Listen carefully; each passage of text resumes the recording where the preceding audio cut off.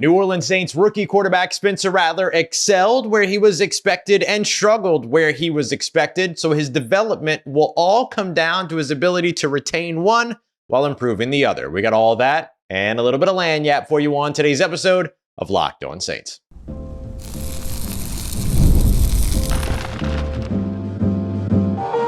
You are Locked On Saints, your daily New Orleans Saints podcast, part of the Locked On Podcast Network.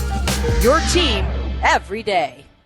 What is good, Who Dat Nation and Who Dat family? I am your host, your friend Ross Jackson, New Orleans native, your New Orleans Saints expert and credentialed member of the media covering those New Orleans Saints as the Saints beat writer over at LouisianaSports.net and Saints analyst with WWL TV. And on today's episode of Locked On Saints, we're taking a deeper dive and a deeper look at the numbers around the New Orleans Saints 27-51 loss to the Tampa Bay Buccaneers. We'll take a look at what the Saints have to do to save their year after we go through all those numbers. We'll dive into some of the numbers that strictly and honestly are the numbers of a bad football team. And we're going to lead everything off with a look at the Saints' biggest story, rookie quarterback Spencer Rattler, where he struggled, where he excelled, and what's next for the young quarterback. We're going to dive into all that on today's episode. We appreciate you very much for being an everydayer and for making us your first listen here on the show, which is a proud part of the Locked On Podcast Network, your team every day. Today's episode brought to you by our friends over at Prize Picks. Go to prizepicks.com/LockedOnNFL.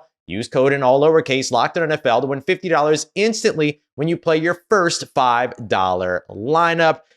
New Orleans Saints rookie quarterback Spencer Rattler impressed exactly where you expected him to, struggled exactly where you expected him to. So his next steps are going to be all around maintaining where he excels and improving where he struggled. Let's break it down as we take a look at the numbers. Before we get started, I want to give a big special shout out to Kaylee, who I believe will be tuning into the show for the first time. Thank you and good to see you. All right, so for the New Orleans Saints rookie quarterback Spencer Rattler, there's a couple of places. I want to start with where he performed at his best. Where he performed at his best is when he was on the move, when he was outside the pocket, and when he was given the play action pass opportunities. Let me give you the numbers behind that so that you understand why I'm saying that that's where he spent or where he was at his best.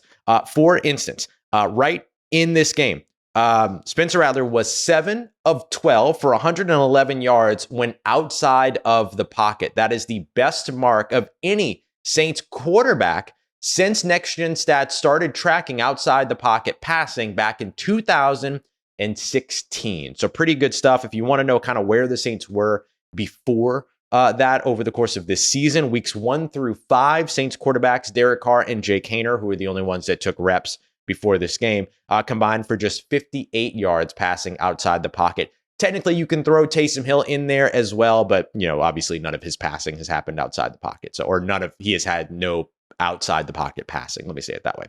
So Spencer Rattler nearly doubling that amount on his own in this game up against the Tampa Bay Buccaneers. And again, giving the best performance of outside the pocket passing for the Saints since 2016 when Next Gen Stats started tracking. So the reason why that's important is because, well, okay, yeah, he did those things outside the pocket, but what about inside the pocket? Because these numbers would show you that he didn't do so great inside the pocket, but that was to be expected because the Saints have an entirely backup interior offensive line at the moment. In fact, the only two players on their offensive line that have held up so far this season are their two tackles, their bookends in Taliesin Fuanga, the rookie first rounder, and then first rounder from a few years ago, Trevor Penning over on the right side. So good news there for the Saints to have a guy that can get outside the pocket and make things happen.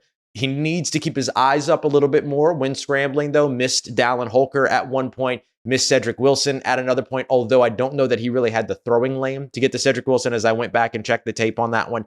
But in any case, keeping the eyes up while being able to negotiate what's around him, that's going to be his big challenge. And remember, Spencer Rattler is going to get a few more games than we expected. We thought that he was only going to get a pair of games, the Tampa Bay game, and then this upcoming game against the Denver Broncos, which we're already kind of starting to turn our nose to, by the way, here on the show. But now it sounds like, according to Jay Glazer over at Fox NFL Sunday, that we'll see Spencer Rattler for 3 to 4 games instead of just 2. So he's going to get a lot of opportunity here to continue to build on this. The other place where I thought that he excelled and that he did well was play action. 13 play action dropbacks, completed 6 of 9 passes for 80 yards, a touchdown, and an interception in that series. Ross, how can you say that he excelled there when he threw an interception? Yes, I know, I get it. But when we look at the overall performance of a quarterback, you're going to have some interceptions. So I thought that he performed well there, completing 66% of those passes, 80 yards, a touchdown, more than 10 yards per attempt on those situations, or 10 yards per completion on those situations. He also added 2 rushes for 11 yards, but was sacked twice for 14 yards. I went back and I watched both of those sacks, one of which he had Rashid Shaheed uncovering over the middle of the field, but the pressure was already there. Interior offensive line got beat. On another one, he scrambled his way into pressure. So that's one of those other things. You got to find the negotiation between those two things, keeping the eyes downfield and scrambling, but not running yourself into pressure and not holding on to the ball for too long. A couple of things that were interesting to me.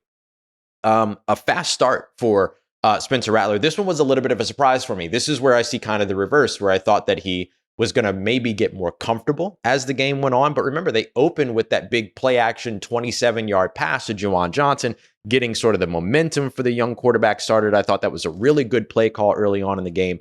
Spencer Rattler completed 10 of his 13 passes on the first 6 drives, but then only 12 of 27 in the final 8, according to Action Stats. And as you can see, just by looking through the box score there. But what changed, right? So those final 8 drives, what changed? Well, majority of those, of course, happened in the second half. You saw more pressure by Tampa Bay, and Tampa Bay switched to a more man-heavy defensive approach after playing some heavy zone. They played both in both quarters, but you certainly saw man a lot more in the second half. Why? Because it allowed you to be able to create some tighter throwing lanes for the rookie, allowed you to be able to blitz as well, knowing that you had the coverage that you needed without leaving zones of the field open, all those other pieces. So those are the things that I think kind of complicated the game a bit for Spencer Rattler towards the end of the game. Just good adjustments by Tampa, and the Saints not being able, again, to adjust to what the defense is doing, not being able to find success in those situations. So that's a big one. I thought that the Saints actually protected Spencer Rattler overall well, and his mobility protected him well. What do I mean by that? Well, the closest defender on average to him on either a pass thrown or on a sack when players were, in their pass rush was just 4.66 yards. That was Logan Hall. So every other defender was at least 5 yards away on average. So pretty good in terms of evading the pressure, or in certain cases, keeping the pressure away, where particularly early on in the game. Just to give you kind of a comparison, the Saints had 4 defenders with less than 5 yards of separation on average on Baker Mayfield in terms of generating pressure. So the Saints not being able to finish plays in those situations or even dial up pressure in those situations, while Tampa Bay was. So a little bit of a dichotomy there that you can keep an eye out on. And then the other thing that I wanted to highlight was the Saints use motion at the lowest percentage rate that they've used motion all season, 43%. And it's not a situation where they use more in the first half and they backed off of it in the second half or anything like that. I don't know if it's because it's a rookie quarterback and there's so much of that. I don't know if maybe the illegal shifts are creating some issues for New Orleans. I'm not sure exactly what it is, but when you have your rookie quarterback out there that can run play action, that can move out of the pocket, that can move the pocket, don't tailor your offense back. They said they weren't going to put, kind of training wheels on it. They said that they weren't going to dumb it down, that they weren't going to do those things, but using motion only 43% might have robbed them additional opportunities to give Spencer Rattler some more diagnosis opportunities before the plays, and of course, creating better leverage for the route runners as well. So definitely something that we'll be asking about in press conferences this week when we get to speak with Klint Kubiak, why we saw the motion tick down. So those are things that I look at for Spencer Rattler. Excelled on the run, on the move, excelled in the play action game. Those are the places where you expect him to be comfortable, but keeping his eyes up when scrambling, and then not necessarily being able to handle or not being able to ward off a ton of pressure. He said that he welcomed a couple of sacks, or that he was the fault of a couple of sacks, things like that, for instance. Those are things where I think you just want to see him continue to develop and get more comfortable. And I think that he will over the course of these next games, especially now that he's going to get even more reps than expected. Coming up next, I want to dive into the numbers around Spencer Rattler, because the New Orleans Saints put up some glaring numbers that are unfortunately numbers of a bad football team. Let's go to that next as we continue on with today's episode of Locked On Saints, part of Locked On Podcast Network, your team every day. Today's episode of Locked On Saints brought to you by our friends at Hims. You always want to be ready for those spontaneous, intimate moments, right? You want to be able to perform when you're called upon. Well, Hims can help you do that, help you be ready, and they can do it by providing you sort of these affordable sexual health treatments from the comfort of your own couch, entirely online, so no need for uncomfortable doctor's visits at all. So start your free online visit today at hims.com/lockedon. That's HIMS.com/lockedon for your personalized ED treatment options. That's hims.com/lockedon. The products mentioned are chewable compounded products, which are not approved by or verified for safety and effectiveness by the FDA. Prescriptions require an online consultation with a healthcare provider who will determine if appropriate. Restrictions apply. See website for details and important safety information. Subscription required, and price varies based on product and subscription plan. Once again, that is hims.com/lockedon. Today's episode also brought to you by Hillsdale College, which is working to deliver education as a nonprofit to people with no charge, like no cost at all, to be able to take up to 40 different completely free online courses. They got stuff with chemistry classes. They've got mathematics and logic classes. They got literature classes, including things like The Tempest with Shakespeare and studying some of the great works of literature. Really cool stuff that you can find over there. So if you're interested, you want to go check them out. You're done learning about your favorite team here on the Locked On Saints podcast. When this episode wraps up, you want to learn about something else. Hillsdale College sounds like they got some pretty cool stuff available for you. So go right now to hillsdale.edu/lockedon to enroll. There's no cost. It's easy to get started. Super easy to get started. That's hillsdale.edu/lockedon to register. Hillsdale.edu/lockedon. All right, family. The New Orleans Saints put up some numbers, but they're not very good numbers. In fact, they are numbers that kind of clump them together with some pretty bad football teams. And the New Orleans Saints certainly would love to change that trajectory moving forward. I'll give you my first overall glaring number there. It's a very basic number. Total yards allowed. The New Orleans Saints right now averaging 395.8 total yards allowed in this season so far through their first 6 games. That puts them at a whopping number 32 in the NFL. And it's not a good amount of company to be around in the process. Some of the other teams that kind of rank just above them, the Arizona Cardinals, the Indianapolis Colts, the Jacksonville Jaguars, the Carolina Panthers. These are the teams right now that the New Orleans Saints are in conversation with when it comes to one of the most important rankings in football, which of course is total yards allowed. Now, you can allow all the yards that you want. If you can keep points off the board, then you're in a pretty okay place. But the New Orleans Saints defense ranked number 23 so far in points surrendered. Of course, they just gave up 51 points, which kind of skews that metric. But hey, no reason to ignore the fact that they gave up 51 points. Again, the most in the Dennis Allen era, quote unquote, the Dennis Allen era, of course, defined by his time as defensive coordinator or head coach. So not a great trajectory for the New Orleans Saints. And I got a bunch of other numbers that kind of show you that. But I wanted to share that with you first, because if I could share that with you first, it gives you kind of an idea of where the New Orleans Saints are right now defensively.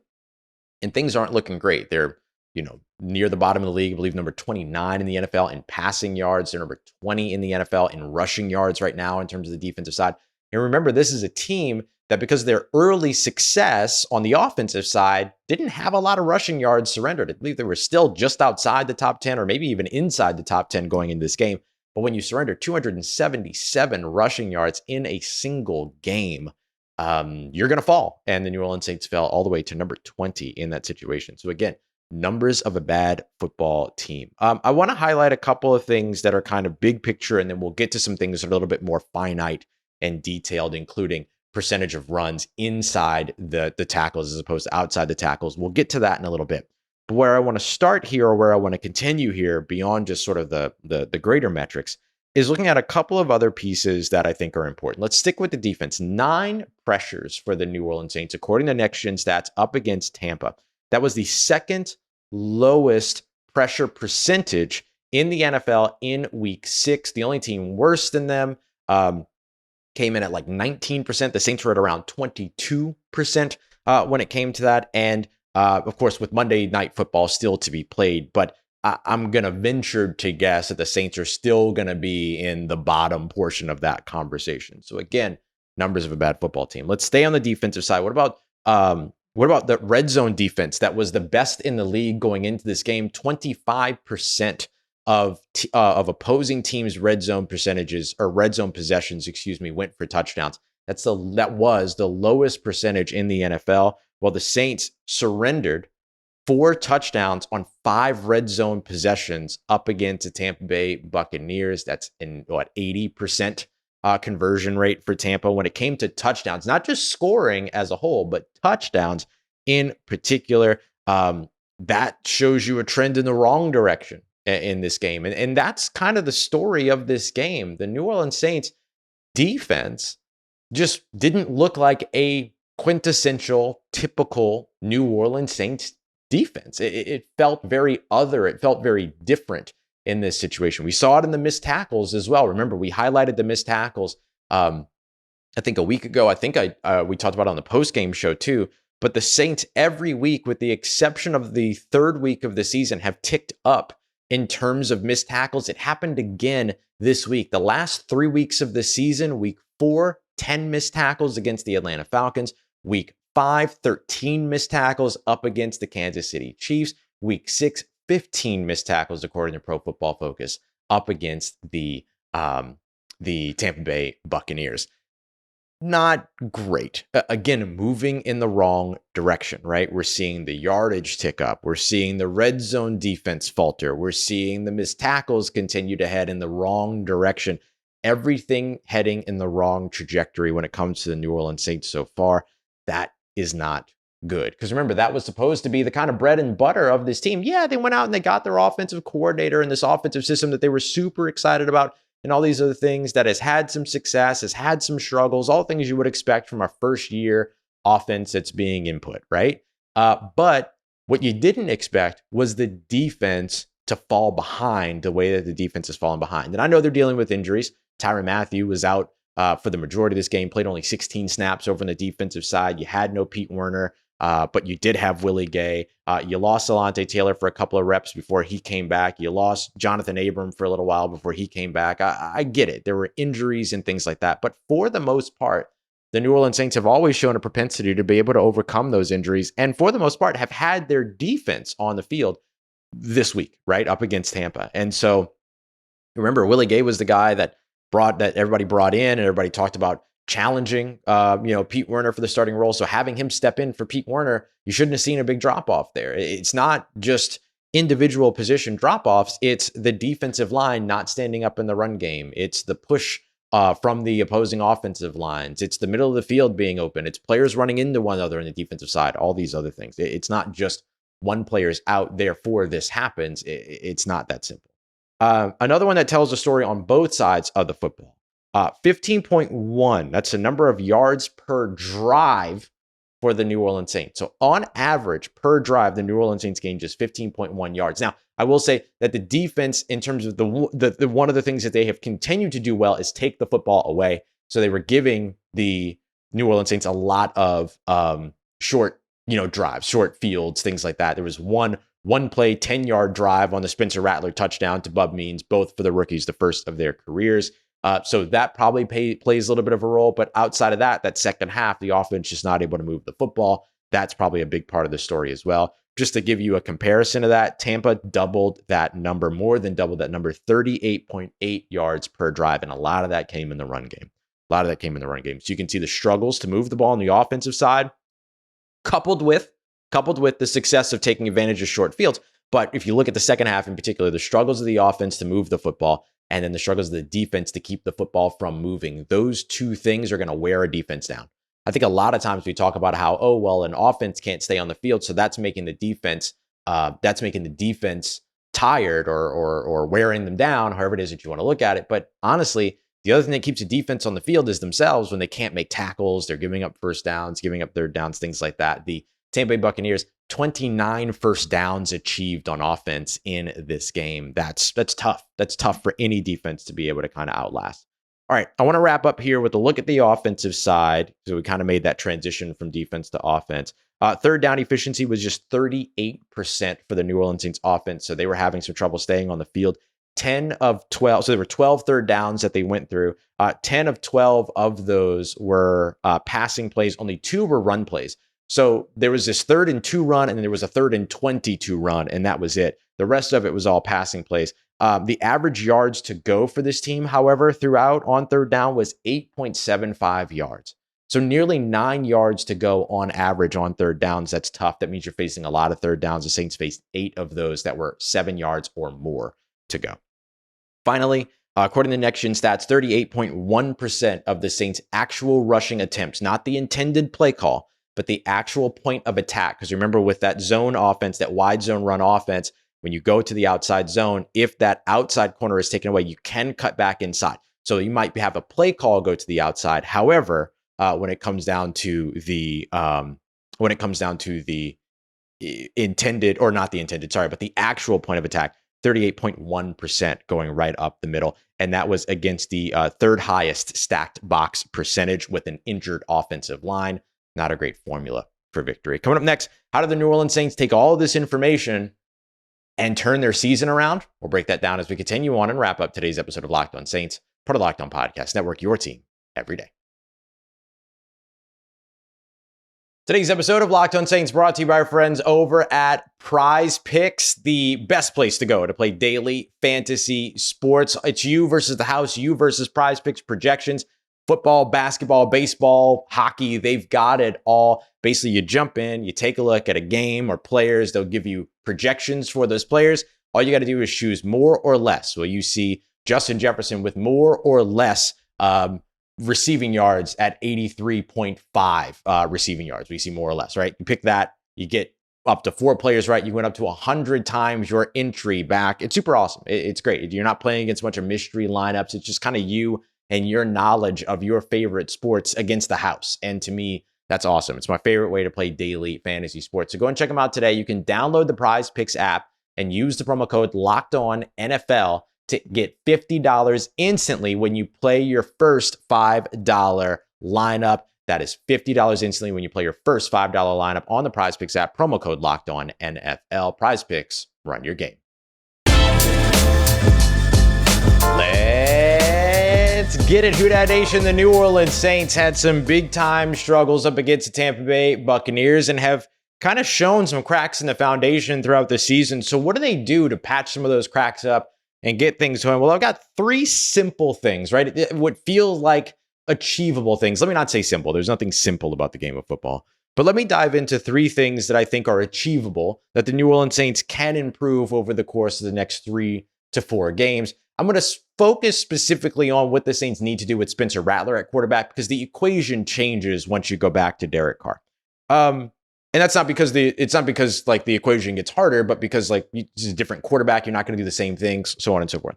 So the first thing that I think that you have to do, based upon what we've studied today, is getting and keeping Spencer Rattler on the move is going to be better for your offense. There's a couple of reasons why. The first of which is that he's clearly comfortable doing it, right? He had a fantastic throw down the right sideline while on the move, hitting Bub Means. I think it was for 16 yards, pick up a big first down, keep a drive going, all those other things. But it's not just that. He also had a 16-yard scramble while he was on the move that created a new set of downs on a 3rd and long. So being able to take advantage of him being on the move is more than just about his ability to be able to throw on the run, but it impacts the defense. And as he ends up running for more of those, 4, 5, 6 yard pickups, the more that linebackers start to pay attention to his threat as being able to turn nothing into something.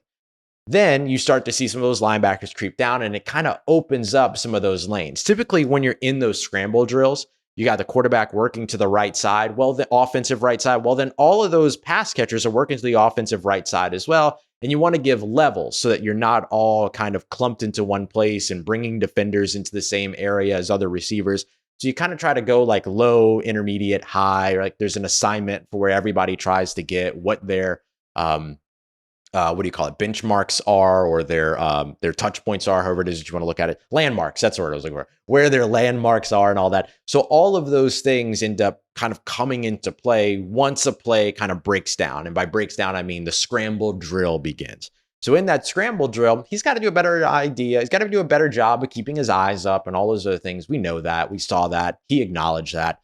But as he gets more comfortable with that, I think the way to get him more comfortable with that is to keep trusting him in those situations that he will become comfortable in those situations. It's when you start to say, you know what, we don't want you on the move because you're not developing this skill that you end up being in trouble, right? So this is all about retaining the things that he does well and improving the things that he struggled in. I think that keeping him on the move helps him stay comfortable, helps your offense continue to move. And you saw when things were going well, especially in that second quarter, a really fantastic second quarter of like Saints offensive football in that quarter. And that looked like that's what a Klint Kubiak offense is supposed to look like with a mobile quarterback, right? Or a more mobile quarterback. And so if you can build more around that and find more success there, do it.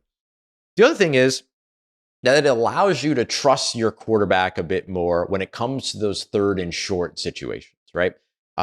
The ability to be able to get him outside of the pocket, potentially get him in space, get some players moving around, the threat of him running on a 3rd and 3 and scrambling for a 4-yard gain should be something that you utilize, right? That should be something that you're looking for. So I think that ends up being a big thing that you're able to do. Number 2 is to more effectively win the edge in the outside zone run game. Part of the reason why the Saints run game has not been working is because of the fact that they're not winning on the edge. And so running backs, Alvin Kamara, are forced to cut back to the inside. And when they're forced to cut back on the inside, then they run into these stacked boxes. I mentioned the percentage of stacked boxes that the Saints faced. It was the 3rd most in the NFL. 3rd highest in the NFL, stacked box percentage, according to Next Gen Stats. The reason why defenses are doing that are because the Saints have shown that they don't have a second punch, right? That their whole game is set up, not even set up, it lives or dies by whether or not they have an effective run game. The Saints still put 27 points on the board. Yes, they were aided, of course, by a 47-yard punt return, a 54-yard punt return touchdown by Rashid Shaheed, of course, but still 2 touchdowns on the offensive side in the first half, all those things. So I think that they're finding what that second punch is because they did that without having a lot of ability to rely on their run game, right? So I think finding out where that second punch is has to be another big sort of element for the Saints team. But if they can win on the edge and get the outside zone runs outside, then I think that they end up in a much better situation in terms of their ability to be able to build off of what it is that they want to do, which is establish the run game and then win off the play action, win with motion, kind of win with the easy buttons that the NFL has, which include motion, play action, RPOs, things like that.